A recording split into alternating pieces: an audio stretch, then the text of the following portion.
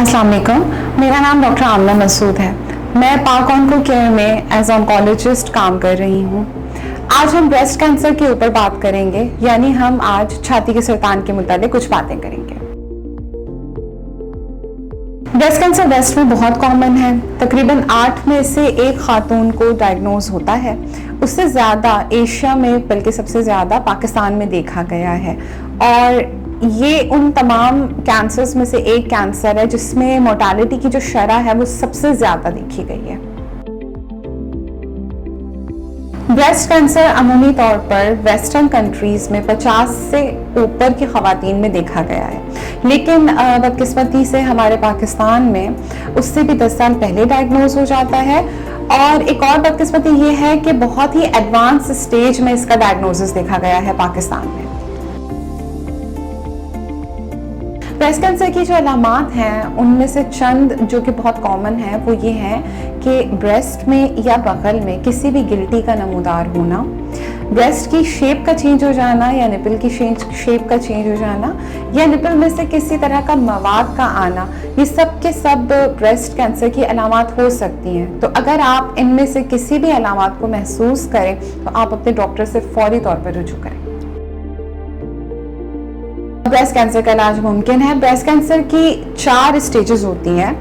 अगर पहली स्टेज पर, दूसरी स्टेज पर ये डायग्नोज होता है तो इसके क्योर के चांसेस उतने ही होते हैं। सो अर्ली डायग्नोसिस मतलब जल्दी तशखीस है वो इसका क्योर है।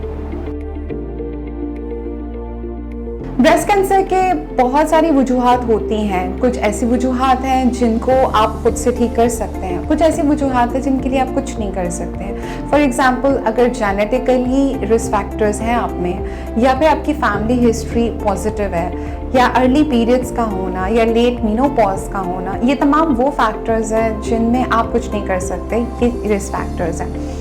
इसके अलावा जो मॉडिफाइबल रिस्क फैक्टर्स जिनको हम कहते हैं उनमें स्मोकिंग, अल्कोहल, हार्मोन्स का इस्तेमाल और साथ में मोटापा, ये वो चीज़ें हैं जिनको आप रोक सकते हैं, जिनके होने को रोका जा सकता है और उससे कैंसर से बचा जा सकता है। ब्रेस्ट कैंसर से बचने के लिए सबसे पहले तो हमें सेल्फ ब्रेस्ट एग्जामिनेशन करते रहना चाहिए।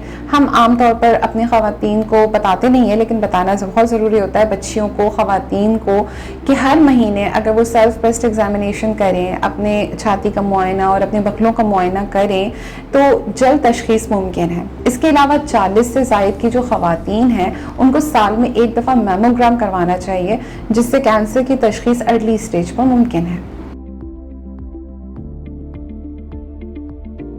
कैंसर का जो डायग्नोसिस है उसके लिए बायोप्सी का होना बहुत ज़रूरी होता है। बायोप्सी के बारे में मुख्तलिफ वहम होते हैं, लोगों को मुख्तलिफ राय होती है कि छुरी लगने से या सुई लगने से या लोहा लगने से कैंसर फैल जाएगा। ऐसा कुछ भी नहीं है। इनके बायोप्सी के होने से इस तरह से कुछ भी नहीं होता है। हाँ, अगर आप कैंसर की तशख़ीस पर वक्त नहीं करेंगे तो कैंसर फैलेगा।